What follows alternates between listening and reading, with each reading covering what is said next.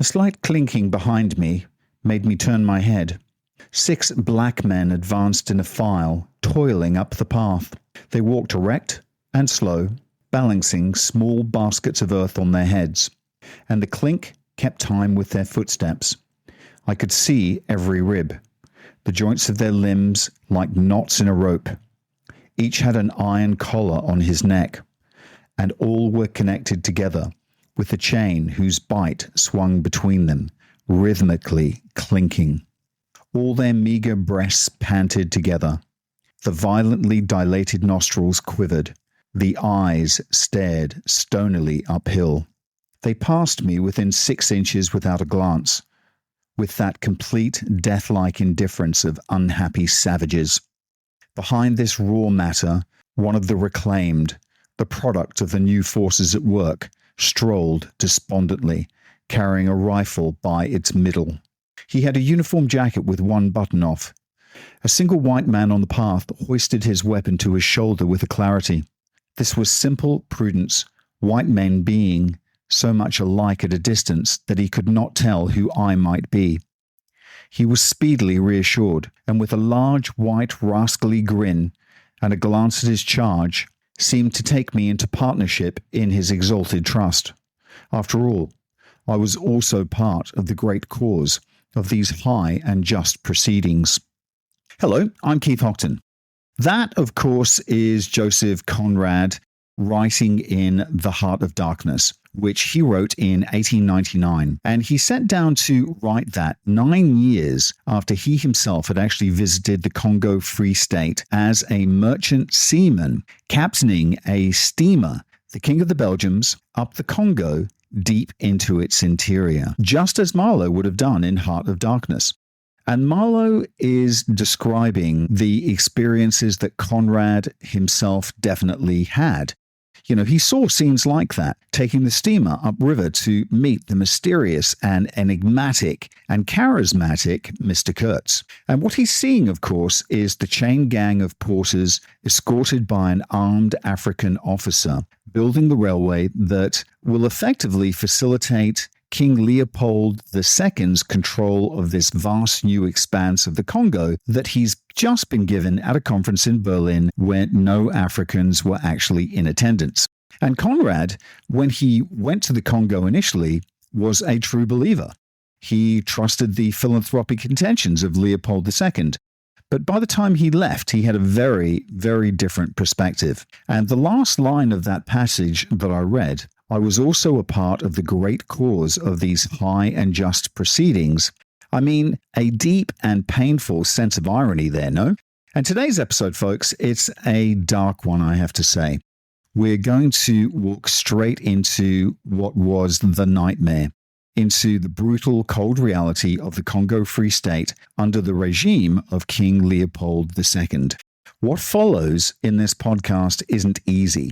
The history we're about to uncover contains horrors, real horrors. But before we get there, let's take a breath and remind ourselves where we left off. At the center of this great story is King Leopold II, who's the King of the Belgians, a lonely, awkward, selfish, ruthless man, a man we half jokingly compared to Emperor Palpatine last time on the last podcast. And of course, for those of you who are not Star Wars fans, Emperor Palpatine is all-encompassing evil. And you know what? That description actually fits because Leopold II has actually carved out for himself a private colonial empire, a personal fiefdom right in the heart of Africa. A vast, vast stretch of land, bigger than Germany and France combined, with the Great Congo River running through its center. And this is the shocking bit. Somewhere between 8 and 12 million people lived there when he decided that he was going to take it over. And to help him secure his land, he employed Henry Morton Stanley, the famous explorer, although I have to say a blood-stained one, who traveled through Central Africa, signing treaties with over 450 different chiefs and communities. And those treaties, often misunderstood or outright forged, gave away their land, their economic rights, and most horrifically of all, their people, their labor. But these weren't handed to Belgium. No, not officially.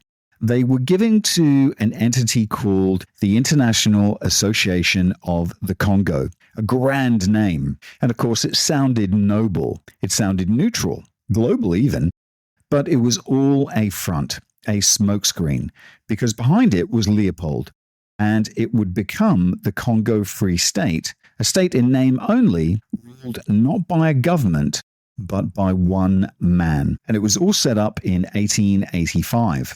I have to say, all through this process, Leopold painted himself as a humanitarian, a civilizer, a great philanthropist. He told the world and the governments of Europe that his mission was noble, it was enlightened, it was self-sacrificing. Even 6 years later, he was still saying it. He told the Belgian Prime Minister, the Congo state is certainly not a business. If it gathers ivory on certain of its lands, that is only to lessen its deficit. In other words, we're spending so much on this civilizing project, we just need to recover a wee bit of that money from ivory to stay afloat. But you know what, folks? Say it plainly. Absolute, outright lie. From day one, from the very first moment, Leopold was interested in only one thing, profit. And the proof is there on day one. The 29th of May, 1885, the very day the Congo Free State is proclaimed, he issues a decree. And what does it say? That all vacant land in the Congo now belongs to the state, which sounds very bureaucratic, mild even. But here's the twist. The word vacant is never defined. And in a place like the Congo, where land is passed down through oral tradition, where property is communal and ownership isn't marked out by fences and deeds, what actually is vacant land? Well, under Leopold's interpretation, all of it. Every tree, every river, every inch of soil. All of it now belongs to him. There were no courts to challenge this, no structures of justice, just the blunt force of a royal decree. And you might ask, who's this for? It's a very good question. The Congolese? No, of course not. This was for the audience back in Europe. This was for respectability, a legal fig leaf, if you like, just as the treaties were, just as the association was. It's Leopold dressing up the paperwork in treaties and decrees and stamps and signatures so that to the outside world, it all looked legitimate. But it never was. It wasn't from the start. He needs to have something to show the other Europeans if anyone ever asks. And as we'll discover next week, people will start asking, which is why Leopold knows he needs a paper trail, something tidy, something official looking, something he can hold up and say, look, I'm doing everything above board. So here's what happens next. The territory of the Congo Free State, remember, it's 67 times the size of Belgium, larger than Britain, Spain, Italy, France, and Germany combined, is carved up into gigantic chunks. And these chunks are handed out as concessions to private companies. Sounds familiar? It should. It's the same trick again, giving it the appearance of being a network of independent companies doing business. But of course, most of these companies are Belgian, and more to the point, in most cases, at least half the shares belong to King Leopold himself. So even if he's giving away slices of the pie, he's still getting the biggest slice back. And when these companies pay taxes, when they pay tolls, they don't pay them to a government. They pay them directly to Leopold. So whichever way you look at it, whichever way you want to argue this, Leopold wins. Now, how does this so-called Free State actually function? Because here's where it gets really interesting. It's not quite like the other European colonies. It's not like India under the British East India Company, for instance. India actually had an enormous civil service. Thousands of people back in Britain competed to get in. They sat for exams. They dreamed of postings abroad. It was prestigious. It was organized. It was bureaucratic. It was British. It was a massive machine of empire. And of course, with that comes organization. There were district commissioners, there were administrators, there were legal officers. All the gears of government were whirling away within India. And of course, it was all very public. Railways connected the land. Newspapers reported from across the subcontinent. And crucially, There were millions of literate Indians, people who could read, write, and speak English, who knew what was going on, and who could speak out if they wanted to. The Congo? It was none of the above. The Congo Free State had a tiny, tiny bit of infrastructure. It was almost invisible, and it was deliberately kept that way. After 5 years of its existence, there were still fewer than 500 Europeans in the entire Congo. That included everyone: traders, soldiers, missionaries, officials, fewer than 500 white men to govern a country the size of Western Europe. The largest group, and even they number no more than 80, were based in the capital, the port of Boma. And Boma, if you remember from episode 1, is where Stanley had finished his famous trek across the heart of Africa. It's now been built up. There's docks, there's warehouses, there's a hotel, a military base, a hospital and a post office, and a colonial outpost. And the Governor General is actually based there. But I'll say this now, we won't be mentioning the Governor General again because, quite frankly, none of them were important. They were all window dressing. All the decisions, every real decision, is made in Brussels in a small office with a very, very short chain of command and total secrecy. A tiny cabinet of Belgian officials, and at the top of that chain is the man in charge of it all, King Leopold. He runs the Congo like a chairman of the board. Every policy, every appointment, every act of violence, every rubber quota, it flows through him. As for the other white men scattered across the Congo, they're strung out along the river, stationed in isolated posts, little wooden outposts of empire. And most of these stations are no more than a few thatched huts, a blockhouse, and a blue flag flapping in the heat. The flag of the Congo Free State, a simple gold star on a field of blue. A thin, ragged line of empire, if you like, stretching into the interior. It's one of these outposts, one of these lonely makeshift stations, that Mr. Kurtz is found. Conrad's heart of darkness. And this is no accident. This places Kurtz at what's called the inner station, right in the heart of the Congo, the darkest part, the furthest from civilization, one that's closest to the madness that's taking place. Now, if you were sent out there, if you accepted a contract and made the long journey up the river, there were promises. You were allowed servants. Your contract might entitle you to a bottle of wine a day, a regular supply of marmalade from England, butter from Denmark, canned meat, tobacco, of course, and even flagons of rum, depending on your position. But the reality, that depended entirely on luck and the steamboats, because supply chains were fragile, boats were few and far between, and the jungle swallowed everything, which meant that the life you were promised, the creature comforts, well, they often never arrived.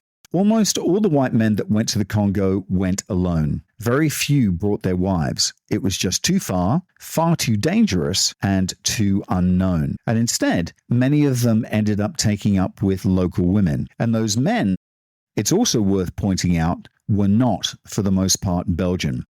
Because, as I said in the last episode, the Belgians as a people weren't really empire builders. They weren't a seafaring nation. There was no great Belgian merchant navy. And most Belgians didn't actually care for overseas adventure. They weren't interested in colonizing anyone or any place. And so the Congo wasn't staffed by proud Belgians, on a mission to bring civilization. No. It was staffed by mercenaries, freelancers, ex-soldiers, the hard-edged, the rootless, the fortune seekers, men from across Europe. Which is why Conrad makes a point of telling us in, Heart of Darkness, that Mr. Kurtz is the child of an Anglo-French union. And effectively, in Conrad's mind, all of Europe contributed to the making of Mr. Kurtz.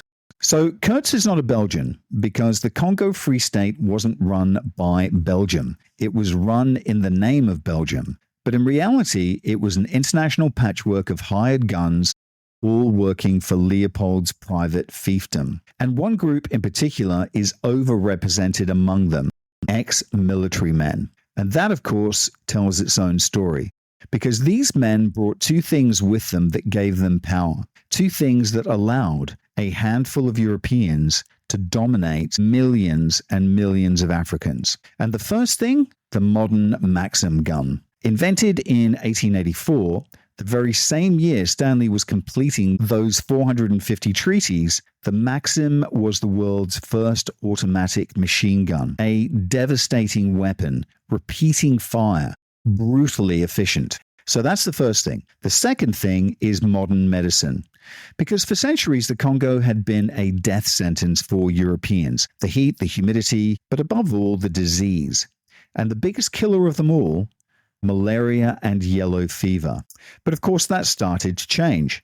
1881, scientists confirmed that yellow fever was actually carried by mosquitoes. Suddenly, European explorers and traders began traveling with mosquito nets, with precautions, and with barrels of quinine, harvested from plantations in the Dutch East Indies, a global pharmaceutical weapon. And so, where once the Congo swallowed men whole, they now arrived with means to stay alive. Effectively, guns and drugs. Two tools of empire, now supercharged. And with those, the jungle no longer felt quite so lethal, at least not to them. And of course, there's one more thing that they've got, and it's crucial. Steamboats. Without the steamboat, there is no Congo colony. And I think that's very fair to say. No steamboat, no interior access, no control. The Europeans had their guns, they had quinine, they had mosquito nets. But it was the steamboats that actually let them push upriver, that gave them reach. Because without them, there's no empire here. There's nothing at all. All that said, and this is really important, even with all that, the death rate was still brutally high. So you might wonder, why go? Europe by the 1880s and 90s is at peace. And not just at peace, a faintly boring bourgeois peace. It was uniformed, it was civilized. And quite frankly, for a lot of adventurers, it was dull. But the Congo, well, that appeals to a different kind of man. Men looking for something else. Men looking for danger, fortune, and escape. And as Adam Hochschild writes in his brilliant book, King Leopold's Ghost, the Congo actually offered a kind of dream. It offered a fantasy, if you like. Someone fated to spend their life as a small-town bank clerk or a plumber in Europe, overnight could become a warlord, ivory merchant, a big game hunter, a man with a harem. And Hochschild quotes a Belgian officer writing home in 1894, and I'll read this verbatim. "Vive le Congo," he says. "There is nothing like it. We have liberty, independence, and life with wide horizons. Here you are free and not a mere slave to society. Here one is everything. Warrior, diplomat, trader. Why not?" But you know what? That sense of freedom, as we've already seen, is built on the servitude of others. And that officer, he was a traitor, and he knew it. Because behind all of this, behind the fantasy, behind the rhetoric, lies one word, one product, and one purpose. Ivory. That's all they were there for. Now, getting ivory itself isn't difficult. You shoot an elephant, kill it, rip out the tusks. That's actually the easy part. The hard part, the real difficulty, is getting the ivory out of the jungle, down to the river, back to Europe. It's heavy, it's big, it requires a lot of men just to lift one tusk. But there's a problem. There's a 200-mile stretch along the Congo where the river is blocked by rapids, way too dangerous for navigation. The steamboats can't pass. So then the question begs, how do you move the ivory? Well, you carry it. You carry it overland, through thick forest, through unbearable heat. And what you need for that, people. You need porters, you need slaves, and you need tens of thousands of them. Which brings me right back to that opening image, the chain gang. Porters in iron collars, bound together, walking uphill with baskets of goods on their heads, railway ties, rifle crates, marmalade, flagons of gin, all of it. And here's the irony, or the scam actually. The entire brutal system of forced labor is justified by saying, well, we need the railway. And once the railway is built, we won't need porters anymore. We're actually doing this just for them. Progress through hard labor, I suppose. But the argument is we're building the railway for their benefit. That's the line. But of course, it's a lie, and everybody knows it. Eventually, by 1887, Leopold sends in surveyors to sketch a railway route around the rapids, but it's slow going. And of course, they don't start laying tracks until 1890 because the terrain is too brutal. The diseases are everywhere, and construction is painfully slow. And until that railway exists, every ounce of ivory, every bottle of wine, every bullet and bolt and bayonet, absolutely everything has to be carried in by human beings on foot for literally hundreds of miles. And of course, they're not paid any money because under Leopold's law, Africans are not allowed to use money. Instead, they're paid in cloth or in brass rods. Strange makeshift currencies, tokens of value in a system that actually doesn't recognize their value or their humanity. A fiction, if you like, wrapped in paperwork, just like everything else in the Congo Free State.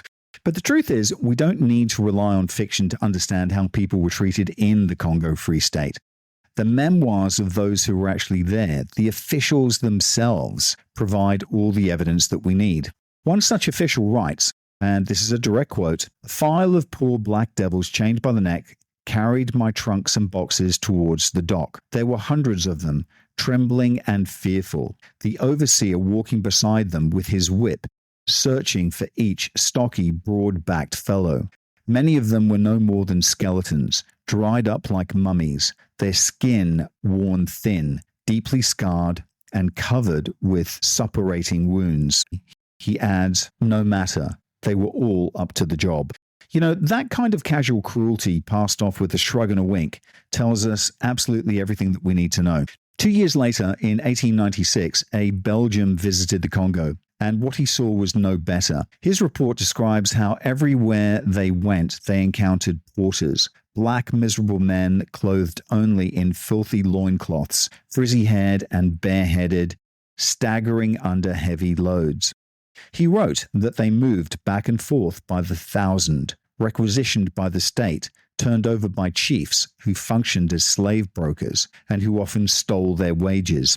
Porters, dusty and drenched in sweat, covered in insect bites, fanned out across mountains and valleys, laboring in what he called a Sisyphean task. Many died along the way, collapsing beside trails, while others returned to their villages only to die there of exhaustion and disease.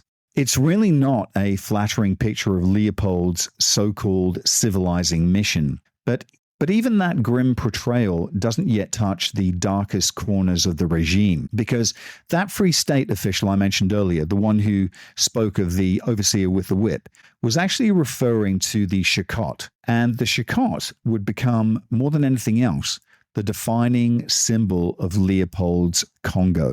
This was not an ordinary whip. It was a thick, flat strip of hippopotamus hide, dried in the sun until it became as hard and sharp as leather could be, with edges capable of splitting skin like knives. 25 lashes with the Shikot could render a man unconscious. 100 lashes would almost certainly kill him. And of course, there are accounts, hundreds of them, describing how even children were flogged with the Shikot, children as young as 7 or 8.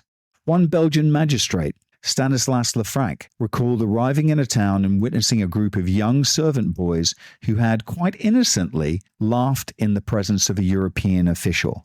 The official was so enraged that he ordered every single servant boy in the town to receive 50 lashes. Lefranc himself was summoned by his superiors later that night, not to be reprimanded for allowing such violence, but to be warned that such behavior undermined discipline.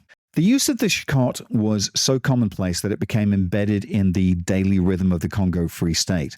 Most white officers didn't wield it themselves. That would have been beneath them. Instead, they delegated the job to African overseers, men who had often been victims of the Shikot themselves. And the rules were very simple and very clear. After being flogged, no matter how severe the wounds, the man or child was required to stand, straighten up, and salute the one who had ordered it. And that was what passed for discipline in the Congo. Standing behind that discipline, enforcing it with terrifying efficiency, was Leopold's private army, the Force Publique.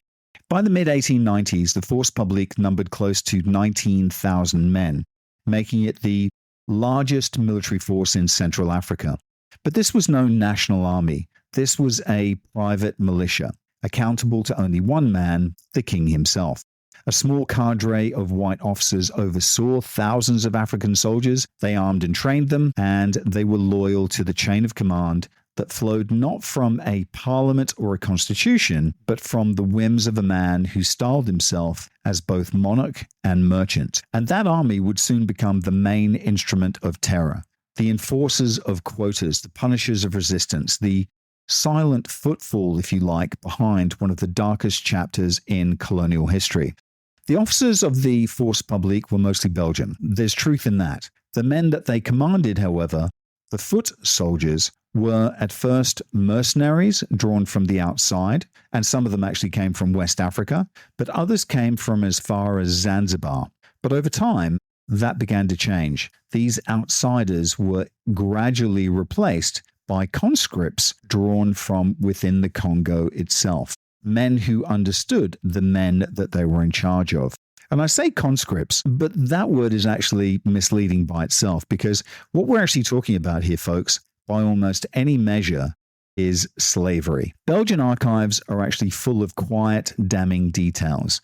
Purchase orders for chains, for shackles, for restraints, requests for equipment required to bring young men, and sometimes very young boys, out of the interior and into the Force Publique. Agents were given bonuses based on how many recruits they delivered. Some quite literally bought teenage boys from very cooperative local chiefs who had no idea what they were selling them into. These boys were then chained, marched to the barracks, and told they were now soldiers. They would serve a term of 7 years. 7 years of forced military service. And of course, they were brutally treated, often whipped with the chicotte themselves, just as the civilians were, and spent much of their time not fighting external threats, but each other. Mutiny, in fact, was commonplace. Adam Hochschild in King Leopold's Ghost lays it out in grim detail, a series of these internal revolts, bloody mutinies in which Force Publique units turned on their officers and were then crushed by other units sent in to restore control. These weren't just minor skirmishes, they were full-blown internal wars, fought in jungles and villages, costing hundreds, sometimes thousands of lives. And here's the thing, when they weren't fighting themselves, they were being sent out to fight rebels. Because, as I discussed in the last episode, the Congo was never a unified kingdom. It was then, and still is now to a large extent, an ethnically fragmented place with deep historical rivalries, long predating European intervention. There were clan feuds, there were tribal power struggles, and long simmering hostilities that the arrival of the Belgians didn't end. It only exploited them. And I suppose one could argue that the Free State and the Force Publique didn't so much bring new conflict as insert themselves into old, already unstable, mosaic alliances and rivalries. They didn't impose peace, they disrupted balance. They entered a shifting, volatile landscape, and I think they made it a lot worse. Much worse. Because while violence actually existed before, what the Force Publique brought was industrialized repression, modern weapons, a command structure, brutality that was actually systematized. And the horror of their campaigns, in many ways, was off the scale. These weren't brief, contained clashes. They were, I suppose they were counterinsurgency wars that lasted 10, 15, and 20 years in some regions. Villages were razed. Civilians were murdered by the thousand. Women were raped. Children were enslaved. It was war, but it was a war without oversight, without witnesses.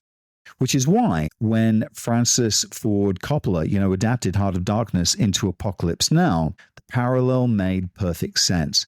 Because what was happening in the Congo during Leopold's reign actually bears a chilling resemblance to Vietnam. Jungle warfare, guerrilla campaigns, remote outposts, unseen violence, soldiers literally slipping into madness. But there is one crucial difference. In Vietnam, there were journalists, there were cameras, there was accountability, however flawed that might have been. In the Congo, there was none of that. There were no reporters in the field, there were no film reels, there was no radio, there was no oversight. It was happening in the dark, both literally and metaphorically. Black hole of silence and violence. Now, some listeners might hear all of this and think, well, this is a very bleak picture. Surely there's another side. Surely not everything was this horrific. And you know what? That's actually fair. It's a fair comment. But I will be addressing that in part 3. And I would also like to say that there are critics of Hochschild's work. The historian that I've been quoting from. There are historians who argue that his book casts too wide a dark shadow, that it oversimplifies and it sensationalizes. And there is an argument for that, I have to agree. But even so, there is one thing that remains absolutely indisputable.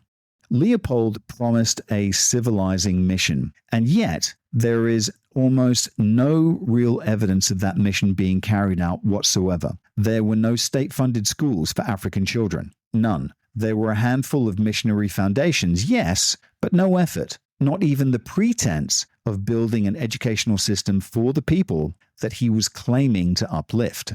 Now, Leopold did in fact establish children's homes, what he called children's colonies. But these were not acts of compassion, guys. There's no burnishing this and making it sound good. They were not orphanages in any humane sense. Their true purpose was far more sinister.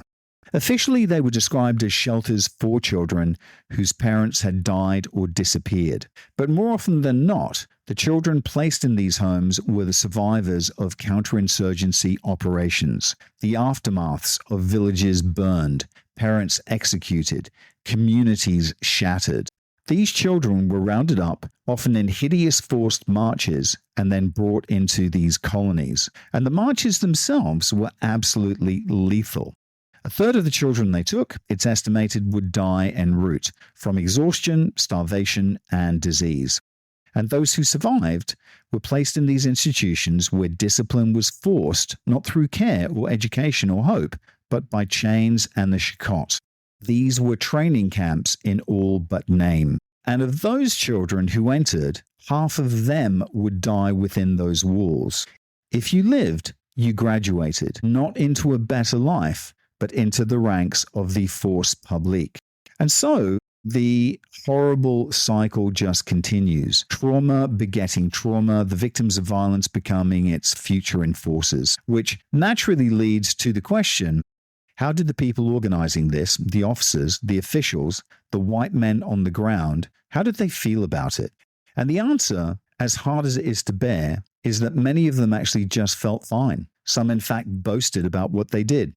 There are records of letters that traveled home. There are travel documents. There are memoirs written in the style of the colonial adventure tales, filled with pride, not remorse. They actually saw themselves as pioneers, empire builders, conquerors, men of action.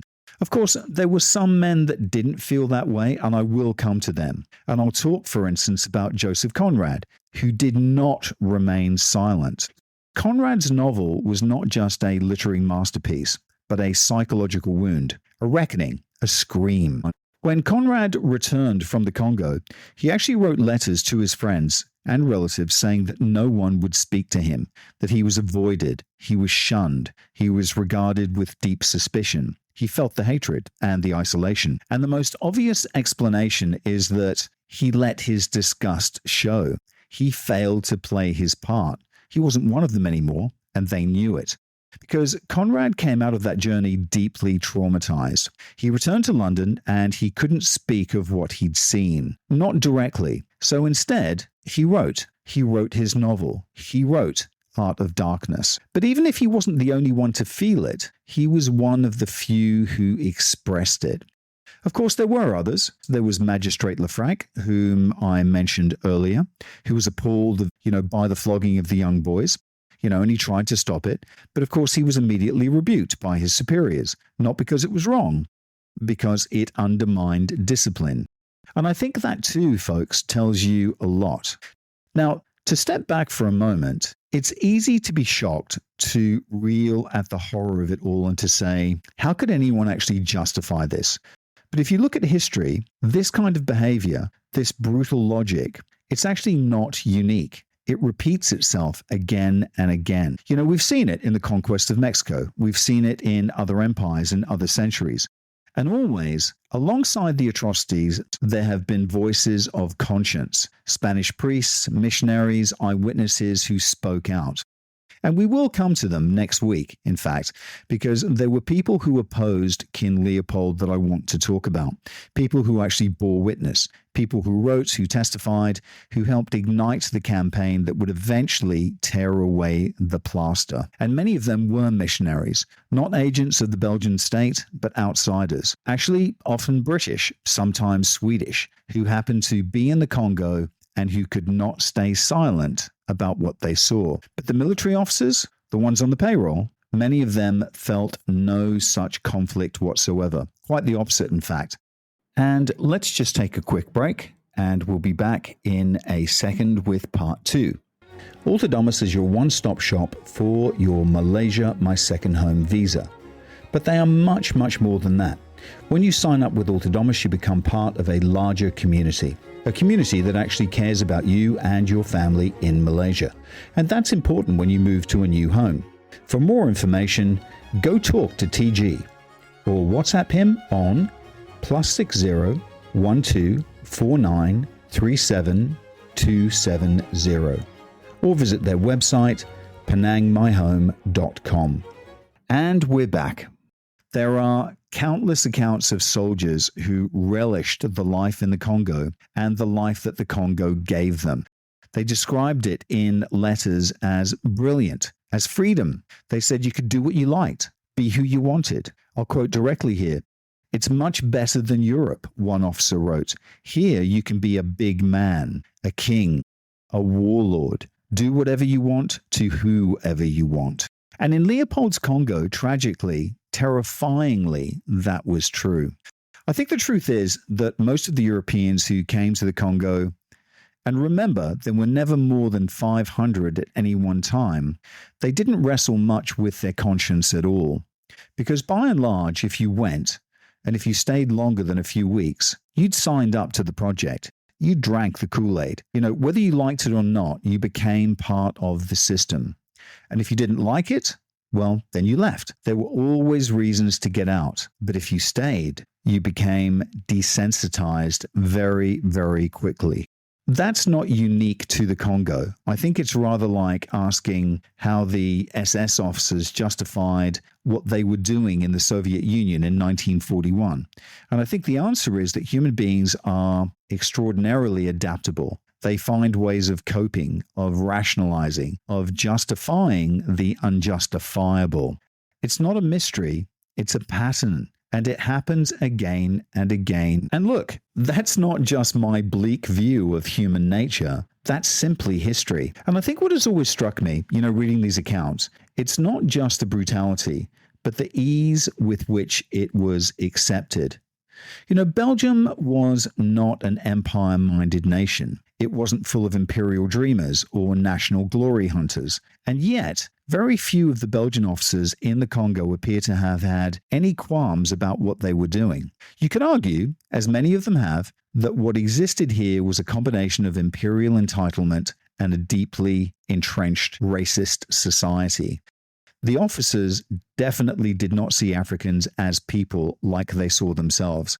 And because of that, they believed they had the right to treat them however they chose. And there's something else. This system, this world, was self-selecting. If you were the kind of person who wanted to make your fortune in the jungle, who was willing to march into unknown terrain, to take up arms and live in isolation, then the chances are you weren't a bleeding heart. You certainly weren't a bleeding liberal. And you certainly didn't go to the Congo to help people. That said, there were bleeding hearts and there were people who spoke out, and I'll come to them. But I still find it striking, chilling, really, how few of those in command expressed even the slightest doubt. And that, I think, tells its own story, a story about the weight of prejudice, the power of ideology, the normalizing of cruelty. And all of this, the dehumanization, the silence, the moral numbness, it's actually part of what Heart of Darkness is really about. But as I said, I'll come to Conrad's novel in full in a few weeks' time. So before we break today, there's one final piece we've barely touched on, and that's the African voice. Because in everything I've said so far, in all the testimony, the reports, the archives, it's the African experience that's the hardest to hear. Not because it didn't exist, but because it wasn't written down. Most of what we know comes from fragments, oral histories, interviews, recorded memoirs passed down. And one of the most powerful, I have to say, comes from a man by the name of Edgar Canices. Canices was born in America, but joined the Congo Free State as an agent. Eventually, he turned against it and became a crucial witness for the campaign to expose what was actually happening. He collected testimonies, including one from a woman named Elanga, who was from the eastern Congo. She'd actually been kidnapped by the Force Publique, and Canices not only heard her story, he also met the men who had taken her, and he believed her completely. And I want to read you what she said in her own words, or as close as we can come, because in all of this darkness, this is the clearest light that we have on what it actually felt like. This is what she said. "We were all busy in the fields when a runner came to the village, saying that a large band of men was coming and that many white men were with them. 3 or 4 came to our house and seized me, my husband Alika, and my sister Katinka. They dragged us into the road and tied cords around our necks. We were all crying, for we knew we were about to be taken as slaves. We marched quickly. My sister carried her baby. My husband was forced to carry a goat. We were given no food. The soldiers fed us nothing. On the 5th day, they took Katinka's baby from her arms and threw it into the grass. They made her carry cooking pots instead. By the 6th day, we were weak with hunger and fatigue. My husband sat down by the side of the road and refused to go on. They beat him, but he would still not rise. Then one of the soldiers struck him with the end of his gun, and he fell to the ground. Another soldier caught the goat. 2 or 3 more fixed long knives to their guns and stabbed my husband where he lay. I saw the blood spray out. Then he was gone. I saw him no more. We passed over the brow of the hill, and he was out of sight." That then was the reality behind what Marlowe in The Heart of Darkness called the high and just proceedings of King Leopold's Congo. I'd like to read you another account. "Shapes crouched, sat between the trees, leaning against trunks, clinging to the earth, half emerging, half hidden in the dim light, in all the attitudes of pain, abandonment, and despair. They were dying slowly. It was very clear. They were not enemies, and they were not criminals. They were nothing earthly now either. Nothing but black shadows of disease and starvation lying confusedly in the greenish gloom."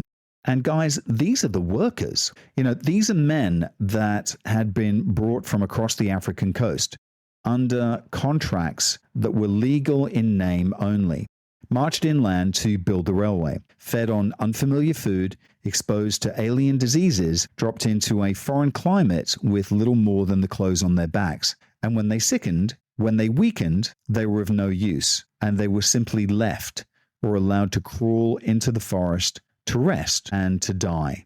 Marlowe, Conrad's creation, wasn't exaggerating. Thousands perished during the construction of the railway, perhaps tens of thousands. And as we'll see later, the story of that railway and the human cost of it is every bit as grim as the rest of Leopold's so-called civilizing mission. Now, let's just turn back to Conrad's own journey up the Congo River. He made that trip in 1890, just at the moment the nightmare shifted into a new phase, one that would become darker than anything that had come before, a phase whose origin doesn't lie in Brussels or in the Congo, but curiously in Belfast. Because in October of 1887, a man named John Dunlop, an inventor from Northern Ireland, attached a pneumatic rubber tire to his young son's tricycle. It was an experiment, a novelty, and it worked. And within 3 years, Dunlop was manufacturing tires commercially. The bicycle boom had begun. And of course, with it came the world's first great rubber rush. People had known about rubber for centuries. The name itself, rubber, comes from its ability to rub out pencil marks. But now, in the early 80s, the world's need for rubber exploded. There were bicycles, of course, but also new machines, new factory belts, steam hoses, medical equipment, tubing, electrical wiring, telegraphs, telephones, insulation. The modern world, the wired, whirling, industrialized world, was running on rubber. And Leopold, ever the opportunist, saw exactly what this meant. Because in the forests of the Congo, rubber vines grew wild. They required no planting, no fertilizer, no special equipment, just men, thousands of men, to go out and collect the sap. Cost of production was virtually nothing, and the profit margins, once rubber reached Europe and America, was astronomical.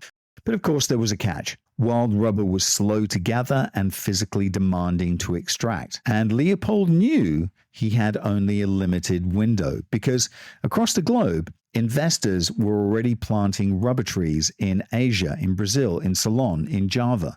Plantation rubber would soon dominate the market, and it was easier to tap, faster to produce, and more stabilizing in the long run, and more sustainable in the long run. Leopold, therefore, had maybe 20 years, maybe less. 20 years to squeeze every ounce of latex he could from the vines in the Congo, to beat the plantations to market, to turn his so-called humanitarian state into the world's most lucrative rubber extraction machine. And with that decision, the Congo entered its most violent chapter, because as horrific as ivory was, rubber would be worse. And I think at this point, it's important to remember that King Leopold was under immense financial pressure. He was heavily in debt. His personal investments in the Congo had ballooned. And unless he could turn the Free State into a cash-generating machine and do it quickly, the entire thing was at risk of collapse. So he needed to liquidate his assets, and he needed to do it urgently. And there was only one asset that could actually save him: rubber. But here's the catch. Wild rubber doesn't grow in neat rows. It comes from vast, tangled vines, thick, muscular things that literally wrap themselves around giant rainforest trees. And these vines can spiral upwards of 100 feet or more, reaching into the canopy where the sunlight is the strongest. And it's from there they twist and coil for hundreds of more feet across the treetops, threading their way through the green gloom of this thick jungle. To get the rubber out, the gatherers had to slash the vines open with a knife, then hang a pot or a bucket beneath the cut to collect the milky white latex that would slowly drip out. And of course, that's the theory. In practice, though, it was far worse. Most of the rubber-rich forest of the Congo was swamp, thick, waterlogged jungle filled with snakes and crocodiles and biting insects that you can't see, and of course disease. And the men who were sent in to gather rubber had to wade for miles across chest-deep water through leech-filled undergrowth, carrying their knives and their pots, and of course their fear. And once they collected the sap, they then had to process it, which meant drying it, coagulating it into something that could then be transported. And I think this is where it actually gets a bit medieval, because many rubber gatherers who had no equipment, no tools, would simply smear the latex directly onto their skin, arms, legs, torsos, and then wait for it to dry and then tear it off their bodies. And the process must have been excruciating, because hair would have come with it, skin too sometimes. But once they had their hardened rubber, they would pack it into baskets and then balance those on their heads and begin the long walk, come swim, some 40, 50, 60 miles to the nearest trading post along that river. There, the rubber would be dried again, weighed, recorded, and loaded into steam barges for transport to the coast. And from there, off it went to Europe. So as you can imagine, this isn't actually a dream job. As I said, there were snakes, there were swamps, there were crocodiles, not to mention disease, exhaustion, pain, and hunger. And surprisingly, nobody volunteered for it. And the only way you could actually collect rubber in the Congo was to force labor to go and get it. And there's a chilling line in one official Belgium record that reads, "The native does not like making rubber. He must be compelled to do so at all costs." And there it is, the system laid bare, which is where the force publique steps in, Leopold's private army, and of course the militias raised by the concession companies themselves. Their job was to make sure that the quotas were met, that villages delivered the required amount of rubber. And if they didn't, well, we know what happened. Thanks in part to a British vice consul who visited the Congo in 1899 and filed one of the first detailed reports on what he saw. According to him, a force publique officer described the standard practice. You arrive at a village. The moment the inhabitants see your column of armed men, they run into the forest, into the hills, wherever they can to get away. The soldiers then begin looting. They take what they want. They burn what they don't. Then, and this is the heart of it, they seize the women. They hunt them down. They drag them from hiding and take them as hostages. And then they send word to the men. You want your wives back, your daughters, your mothers? Bring us rubber. That was the price. Bring the quota or your village suffers. And if the rubber didn't come quickly enough, the consequences were swift and savage. Once the men had risked their lives, slashed their arms, walked for miles, navigated crocodile-infested swamps, and finally met the quota, then and only then the soldiers would sell the women back to them. And once that grim transaction was complete, they would move on to the next village and begin again. Because this wasn't spontaneous. This was improvised. It was systematic. It was deliberate. It was planned. In fact, it was standard operating procedure. There was even a manual, a set of instructions issued to company agents in the Congo Free State, laying out how best to negotiate with local populations. And though it never used the word hostage, the implication was crystal clear. It talked about methods of bargaining, about holding collateral, about the usefulness of persuasion through leverage. All euphemisms, because what it really meant was take the women, take the children, hold them until the men obey. Dress it up however you like, it was hostage taking. And the agents knew it. The soldiers knew it. And Leopold's men, his administrators, his governors, his secretaries, they knew it too.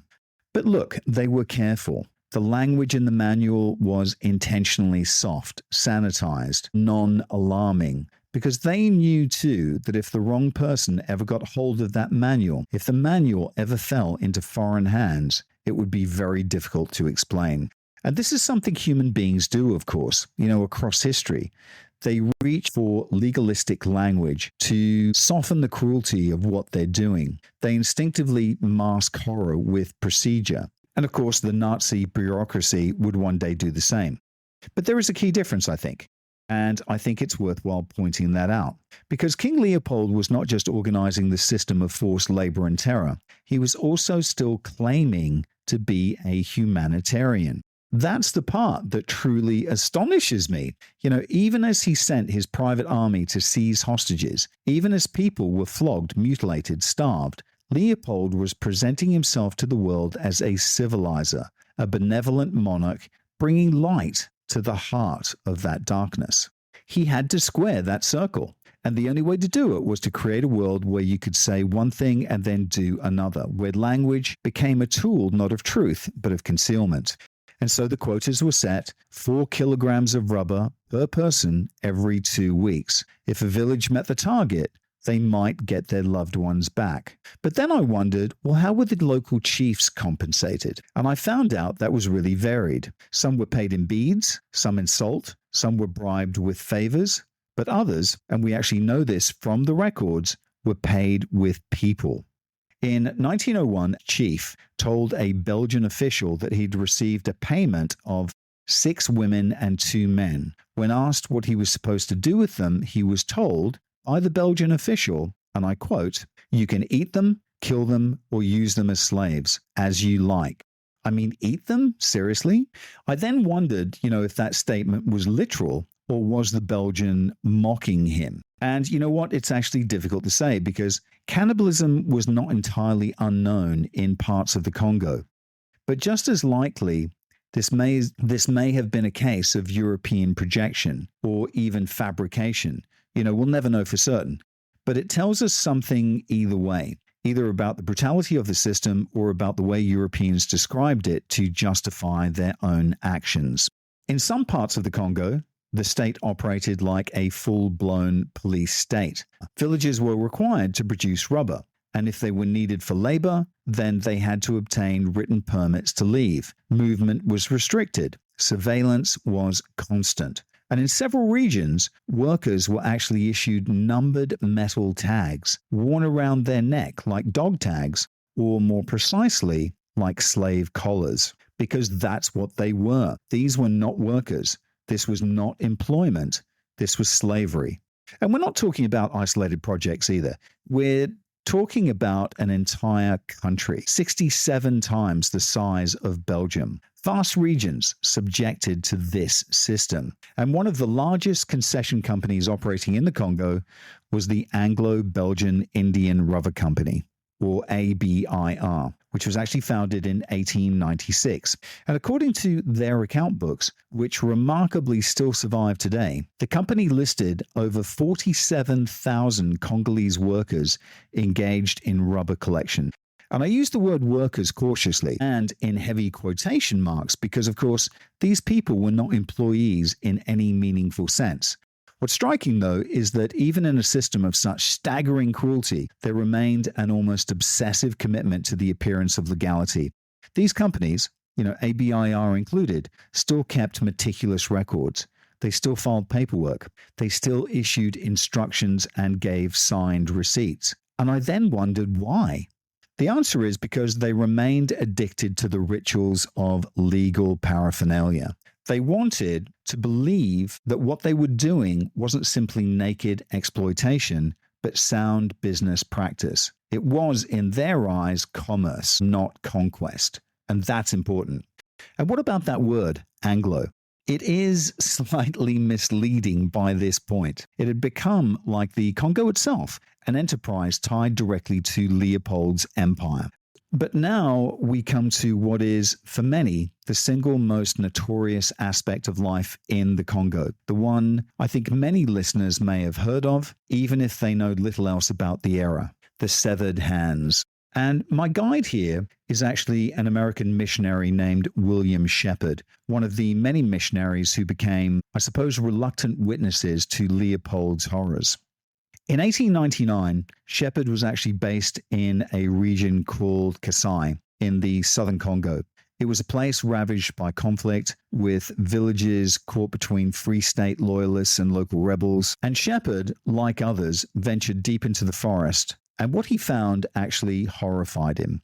Burned out villages, bodies scattered in the brush, the smell of smoke and death in the air. And he pressed on, reaching a camp of Congolese tribesmen loyal to the Free State. I suppose collaborators, essentially, who had been armed and empowered by Leopold's agents. And as he approached, he noticed a strange and sickly smell, the smell of meat being smoked. The local chief, smiling with pride, then took him over to a framework of sticks that was set over a fire. And laid out on that wooden rack were hands, human hands, 81 of them, all right hands. The chief then explained quite casually that these were the hands of the dead, cut off to provide proof of how many enemies had been killed. The Belgian state required a body count in return for payment. But corpses rot quickly in the jungle heat, so the solution was to sever the right hand, smoke it over a fire, preserve it, and then hand that over to the state as evidence. This was their system. And of course, it wasn't just a rumor. It wasn't just colonial myth. It was institutional practice. Now, look, some historians argue that the cutting off of hands predates Leopold, that it was a brutal custom used by African and Arab slave traders and shouldn't be blamed entirely on Belgium. There's even evidence of hand cutting going back as far as ancient Egypt. But others, and I'm with them, argue that what happened under the Congo Free State was something new.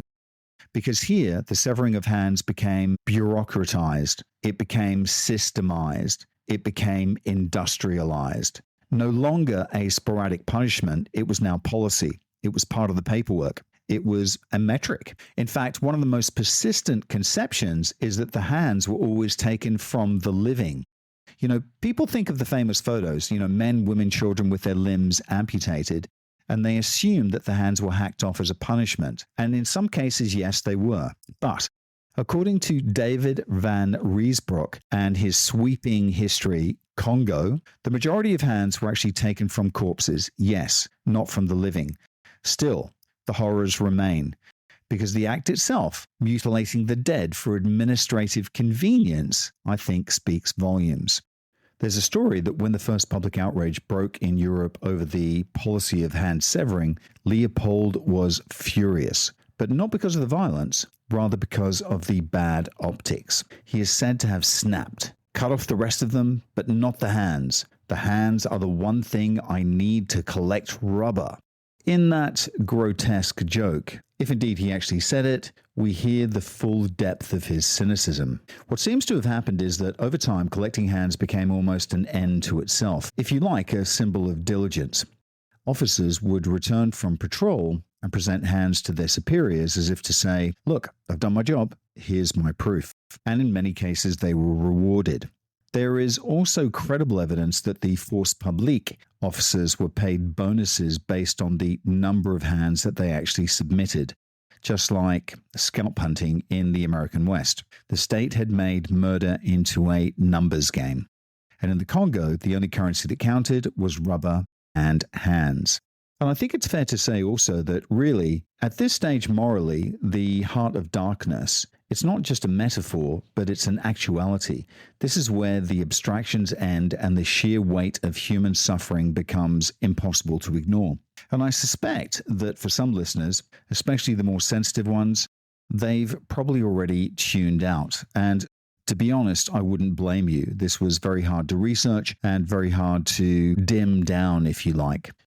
Some writers, of course, have argued that much of this has been exaggerated, that it's been sensationalized, that the missionaries and the reformers were prone to hyperbole. And I think we'll talk more about those critics in the next week's podcast. But for me, I find that argument really unconvincing. And in fact, I find it deeply unconvincing because there are simply too many accounts. Too many detailed reports of people being forced to eat excrement, of being forced to drink castor oil until they collapsed, of soldiers shooting holes through people's earlobes for target practice.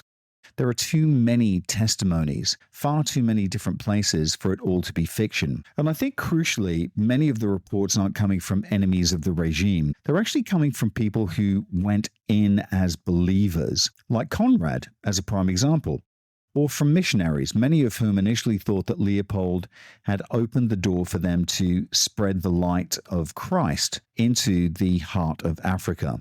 These were not radicals. They were not saboteurs. These were men and women who wanted to believe in Leopold's mission. And they were traumatized by what they found. And I don't see any reason why they would have invented it. I don't think we can plausibly argue that there was some vast conspiracy of missionaries and minor colonial officials all colluding to fabricate these atrocities. In Heart of Darkness, Marlowe is told again and again that Kurtz is brilliant, that he brings in more ivory than anyone else, that he's a genius, a visionary, a man of immense talent. And even before Marlowe meets him, we know exactly what that means, because the more ivory he brings in, the more violence he has unleashed to obtain it. So let's move the clock forward now to 1895. The Congo Free State is celebrating its 10th anniversary. Leopold himself is turning 60. And if you were to look at his personal life at this point, well, it's utterly miserable. His wife despises him. Her eldest daughter, Louise, marries a German prince. The wedding was a catastrophe. She tried to run away on her wedding night. She was caught and eventually spent 6 years locked away in a nursing home on the orders of her husband. Her second daughter, Stephanie, married Crown Prince Rudolph of Austria and ended up caught up in the infamous and Elling incident, which was a murder-suicide pact between Rudolph and his teenage mistress. And Leopold, well, he hates them all. Of course he does. He hates his wife, he hates his daughters, he hates the Belgian people, and he hates Belgium itself. And if all that weren't enough, he also has his sister, Carlotta, rattling around the palace, completely mad ever since her husband, Maximilian, was made Emperor of Mexico by the Habsburgs and promptly executed by firing squad. But as grim as that sounds, Leopold's private life wasn't just miserable, it was grotesque. He was paranoid. He was a hypochondriac of the highest order. Tablecloths were boiled every day to kill germs. He refused to let his beard get wet in the rain, so when he went outside, he wore a waterproof bag over his face. I mean, it looked absurd, but to him, his beard was a symbol of strength, of masculine power. It had to be protected at all costs. And then, of course, there were his other pleasures. I mentioned one of them last week, his obsession with having his own special edition of the Times, printed daily just for him. But his two true obsessions were monuments and girls. He spent vast amounts of money on pavilions, public parks, grand buildings, statues, golf courses. Yes, he was an avid golfer, but far more disturbing was his other passion, very young girls. In 1885, he was named in a British circuit court case as a client of a disorderly house in London. Disorderly house being a euphemism for a whorehouse. Accused of paying £800 a month to keep a steady supply of girls in their early teens available to him. And by any modern measure, or indeed any moral one, Leopold II was a deeply bad man. There's no other way to put it. And all of this, the monuments, the luxury, the golf courses, the boiled tablecloths, was funded by the profits of rubber from the Congo. Now look, it's hard to say exactly how much he made from the Congo. Records are patchy, they're deliberately obscured, but we know that one company, the Anglo-Belgian India Rubber Company, saw their stock price increase 30-fold in 4 years. They made over 700% profit on rubber. And given that Leopold personally owned half the shares in many of these companies, it's fair to say that he made not just $1 million or $2 million, but tens of millions, possibly more. By today's standards, we're talking about several hundred million and possibly even billions. And the money kept coming in. Because by 1895, his railway, that brutal, bloody railway, was nearly finished. So Leopold turned 60, and as he blows out the candles, figuratively or otherwise, his great passion project, that brutal 200-mile railway from Matadi to Stanley Pool, is finally near completion. It's been a gigantic and hideous undertaking. Over 60,000 people labored on the line. 99 bridges were constructed, the route hacked through forest and rock, crossing rivers, hills, and disease-ridden swamps. But the people didn't just consume wood and stone, it consumed the people. Because of the terrain, because of the yellow fever, smallpox, malaria, because of overwork, starvation, and exposure, because of brutality, many, many tens of thousands died. They brought in workers from all over, not just from the Congo, but from West Africa and even hundreds of Chinese laborers from Hong Kong and Macau. And many of those laborers were recruited under false pretenses and then transported in chains, flogged if they slowed down, rebellions flared, and the bodies piled up. Some historians estimate that over 1,000 people were dying each month. And of course, the true number may never be known. But it was enough for people to start saying, with grim conviction, that every single sleeper on the line, every wooden crossbeam beneath the rails, cost at least one African life. The irony, of course, and it's a bleak one, is that this was all done in the name of progress. Actually, in the name of kindness. The railway, they said, would eliminate the need for porters. It would speed up development, it would allow goods and people to travel efficiently, and so the suffering was justified. This was progressive brutality, because in the long run, the argument went, it would all be worth it. And as the final tracks were hammered into place, Leopold began to dream even bigger. With the railway done, with the rubber profits flooding in, he looked northward. Why stop at the Congo, he asked his courtiers, when Belgium could go further? What about a railway to the Nile, to the Sudan, to Egypt? He began sounding out the British. He sent feelers to Gladstone, inquiring whether Uganda might be for sale. After all, Leopold said, Spain and Portugal were fading, the Dutch were decadent, Belgium was rising, why not seize the moment? Because in the Congo, he was already a monopolist, and now he wanted to become an imperialist. But just as the dreams got bigger, so did the cracks. Because 1890s Europe wasn't entirely asleep. There were stirrings, there were whispers, the first flickers of resistance. And the very first significant critic of the Congo Free State was an extraordinary man by the name of George Washington Williams, an African American. Williams had fought with the Union Army, traveled with the Buffalo Soldiers, and even taken up arms against Maximilian in Mexico. Now he was a preacher, he'd been a writer, a speaker of rare charisma, and in the early 80s he came to Leopold's Congo as a missionary. And what he found there shattered him. He saw cruelty, he saw slavery, he saw violence, systematic abuse. He realized immediately that the Congo Free State was no civilizing mission. It was a colossal con on a world scale.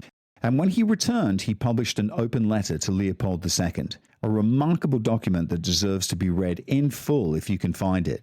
In it, he accused Leopold of conducting not a humanitarian project, but a murderous enterprise. He wrote, "Your Majesty's government is engaged in the slave trade, wholesale and retail. It buys and sells slaves."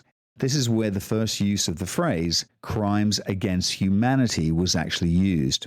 It's the earliest known appearance of that phrase in its modern moral context. Williams had seen the heart of darkness and he'd called it out. Leopold, furious, launched a massive press counterattack. He accused Williams of being a fantasist, a self-promoter, mentally unstable. And fate tragically intervened. George Washington Williams died just months later of tuberculosis. And the fire that he lit flickered, but it didn't go out, because others then began to speak. In 1896, a Swedish missionary told a shocked audience in London that the force publique were collecting human hands. Then came an even bigger scandal. That same year, the force publique arrested and executed an Irish ivory trader named Charles Stokes. They accused him of selling weapons to Arab rebels. Now, whether or not that was true, the real scandal was this. They hanged a white man without trial and without due process. And for the European public, that had finally crossed a line. If they were willing to do that to a European, an Irishman, what must they be doing to their fellow Africans? And I think it was a rare moment when Europe suddenly stopped and blinked. And Leopold, ever the manipulator, he acted swiftly. He set up a commission for the protection of the natives. It was, of course, a sham, a showpiece. A handful of missionaries were appointed to the board, but the commission never once traveled to the Congo. It barely held meetings and it issued no reports. But it looked good on paper. And that, for Leopold, was always the point. Paul Flynn would later joke that if there's a problem in government, just set up a commission. That was the logic then, as it is now. And in 1897, King Leopold reached what was arguably the apogee of his fame and success. The occasion? The Brussels International Exposition, a world's fair. And one entire section of that fair, one entire quarter, was actually devoted to the Congo Free State. There were taxidermied animals from Africa.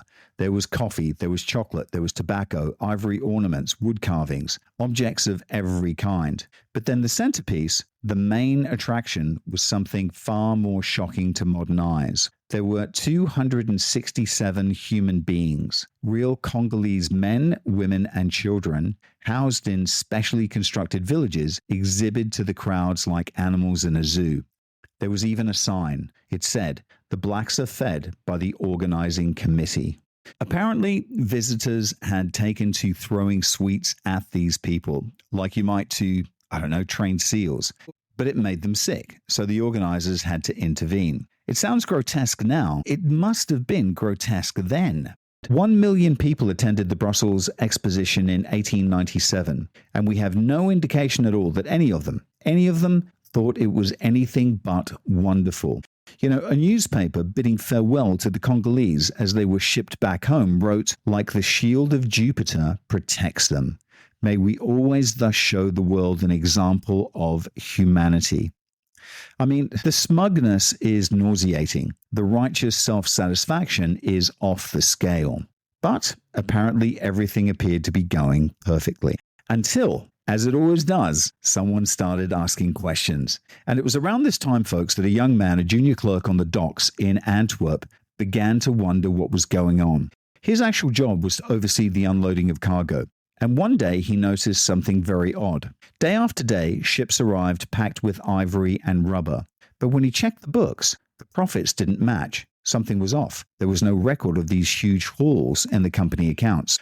More troubling still, when he checked what was going back on the return journey, he expected to find trade goods, textiles, tools, food, something in exchange. But there were none. Instead, the only cargo being loaded into those ships was rifles and ammunition. And that's when it hit him. He later wrote, "It is bad enough to stumble upon a murder, but I had stumbled upon a secret society of murderers, with a king for a ringleader." That man's name was Edmond Dene Morel. And as we'll see next week, Edmond is about to change the world. Thanks for listening in, folks. Bye for now.